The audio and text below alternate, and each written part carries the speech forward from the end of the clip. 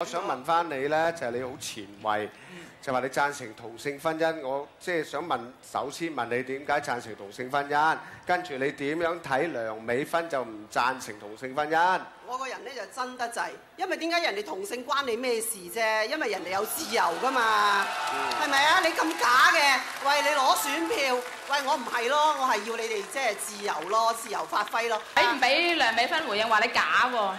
就住林依麗引用失實嘅資料，我已經係進入咗司法程序。你因為你律師法律嘅知識，我冇補充，但係就住同性婚姻，我哋其實係關注同志嘅朋友，關愛佢哋。但係我哋認為咧，香港你炒樓就係炒樓啦。一男一女，一夫一妻。你俾佢講。嗰個問題進入咗司法程序，我已經告咗佢誹謗，所以咧喺呢一度咧，我已經係保留咗追究責任。被告㗎。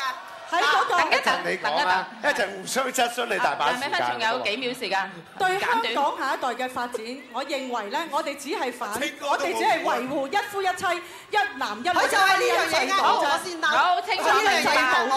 我哋唔係反對同性戀佢自由活動，因為香港同性戀嘅行為已經係好自由，任佢哋做乜都得。梁美芬你嘅時間夠啦。